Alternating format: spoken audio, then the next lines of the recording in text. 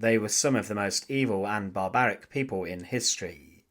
They were men who imposed horrific policies onto people inside of their control that led to the slaughter and deaths of millions. But they were also some of the biggest hypocrites in history. The Nazis, the inner circle. They brought a huge amount of suffering to not just the people of Europe, but also to their own population inside of Germany, and they required everyone to submit to them and to not dare to question the will and policy of Hitler. They had hundreds of thousands of their own people killed through what was known as the Action T4 program and other various campaigns in which they put people with disabilities to death in a quest to purify the nation, in the quest for the Aryan master race. But what is not as well known is that in a different life, a number of the highest ranking Nazis and those closest to Adolf Hitler could themselves have been sent into the gas chambers, and these men did have a number of disabilities that made them huge hypocrites when speaking out against these people who had these sort of conditions. But if history had been different, men such as Joseph Goebbels and Hermann Goring could have been victims of their own brutality. The Nazis took Charles Darwin's ideas of natural selection and the survival of the fittest and applied them to the human world and their society. They argued that, in their words, allowing disabled people to live and have children led to the unfit reproducing more children than the fit, and the Nazis believed that this weakened society's ability to function efficiently, and they claimed that some of the economic problems in Germany were because of this weakening of the population. Their quest for the Aryan race saw many people be deemed as useless eaters or having lives unworthy of living. Propaganda at the time tried to turn people against the disabled, and one even put forward the idea of mercy killing. With this, many disabled people were subjected to the campaigns of forced sterilisation, and this began as soon as the Nazis came into power. Later, under a plan named Action T4, disabled people in Germany were sent to death sites under the guise that they were respite centres. Families willingly sent their children and loved ones to these places, where the victim was either killed by gas or a lethal injection, and weeks later families were told that their loved ones had died from a heart failure. It's believed that 275,000 disabled people were killed by the Nazis in this way, but some of the highest ranking Nazis could have actually have become victims to their policies if they'd not been so high-ranking and close with Hitler. Joseph Goebbels was the Minister of Propaganda and Public Enlightenment. He was close with Hitler and possibly his best friend, and he was an expert in understanding culture and modern technologies. But Goebbels suffered with a disability which was very serious. As a child, he experienced poor health and had a bad bout of inflammation of the lungs. But he was born with a deformed right foot, and some have claimed this was due to a congenital disorder or was caused by a bone infection. His right foot was thicker and shorter than his left, and he underwent an operation before he began grammar school to correct the issue, but this was not successful. Because of this, Goebbels for the rest of his life wore a metal brace and a special shoe because of his shortened leg, and he walked with a limp and was later rejected for service in World War I because of this deformity. He wrote in his diary about this in 1924 that, "Then I remember a Sunday when our family took a long walk to Geistenbeck. Next day the problem with my foot returned. What incredible pain. Despite months of treatment, my foot was paralysed for life. From that moment, my youth held little joy for me. I had to look after myself and could no longer join in with other children's games. I became lonely and solitary."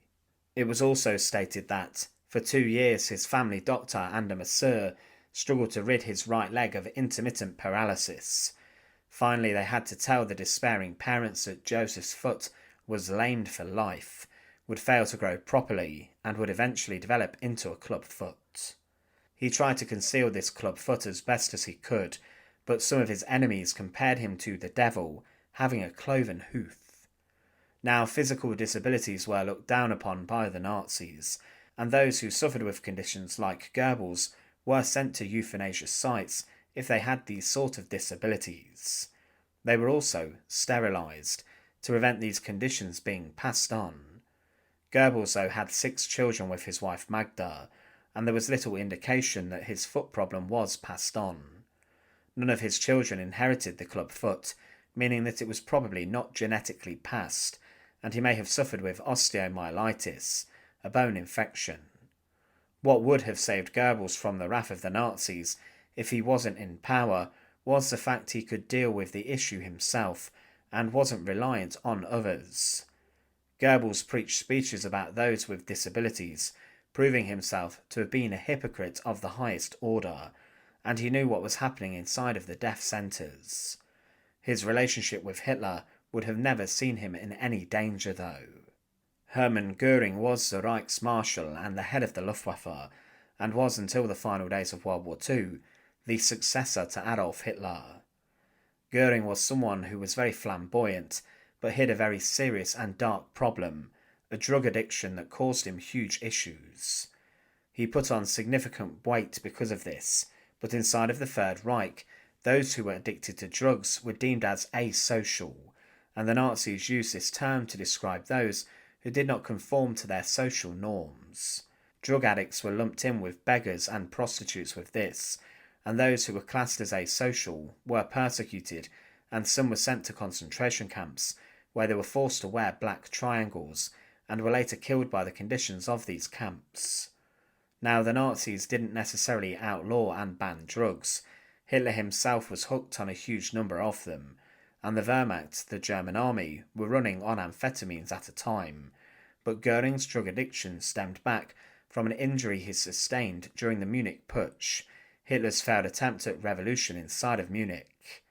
He suffered from a gunshot wound in the groin, and was taken away to recover, scurrying away from the law to avoid arrest.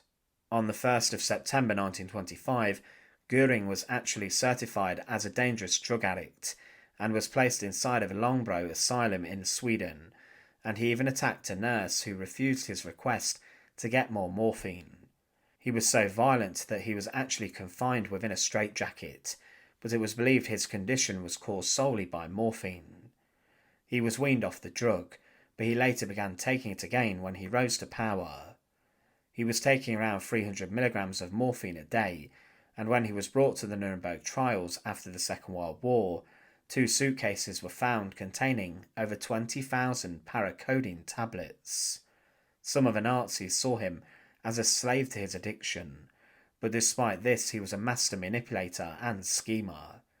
He was very intelligent, but was a slave to his habit, and some claim that he even injected massive amounts of morphine into his veins. He often left rooms so he could be topped up with painkillers too.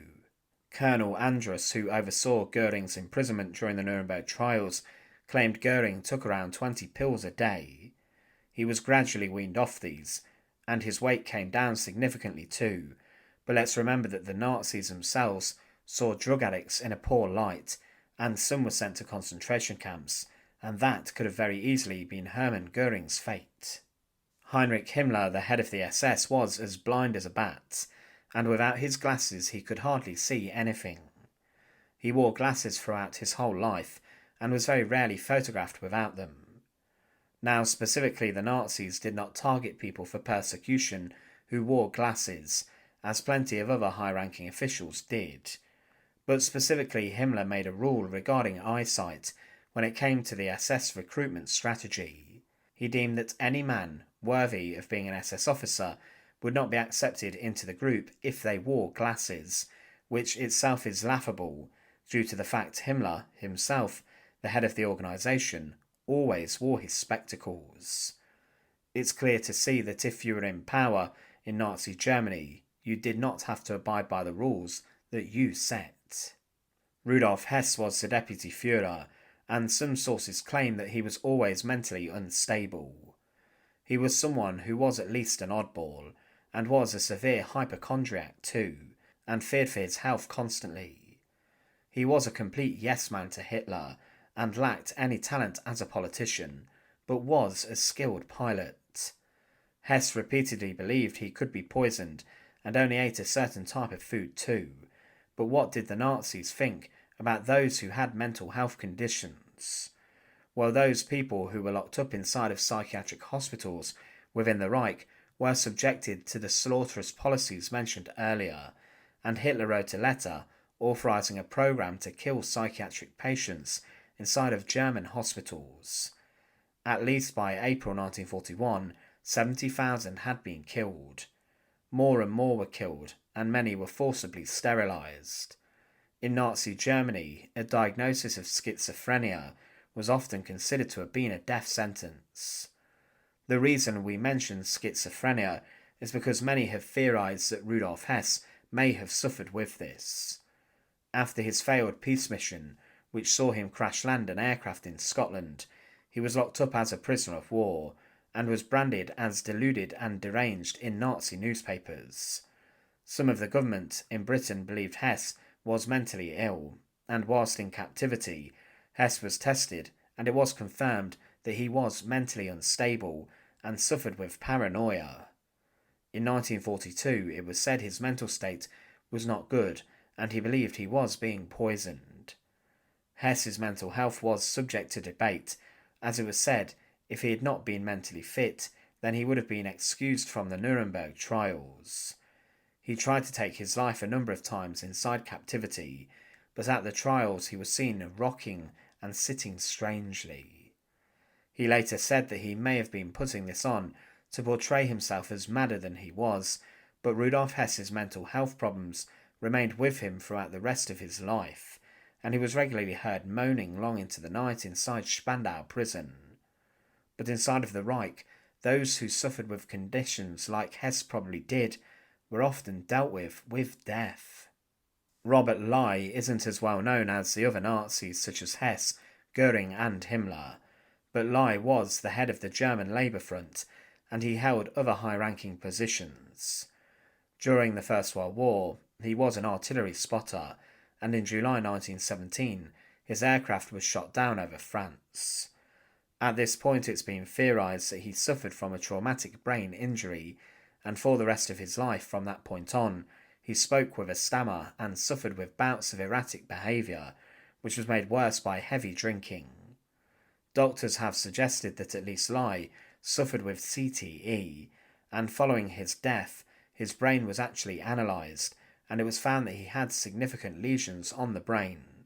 Ley died by his own hand during the Nuremberg trials, but the brain injuries had meant that in Nazi descriptions he was disabled, and as mentioned, we have already covered what happened to disabled people in the Reich. There has of course been much speculation that Hitler himself suffered with a number of conditions, from stomach illnesses to Parkinson's disease, but in this video we've highlighted how many of the most powerful and high-ranking Nazis suffered with conditions that people inside of the Reich were persecuted and even put to death for. What saved these men was their role inside of the Nazi Party and their closeness with Hitler, but they remain some of the biggest hypocrites in history, as well as some of the most terrible men in history. Thanks for watching. To support our channel, please make sure to subscribe, and once again, thank you so much for watching.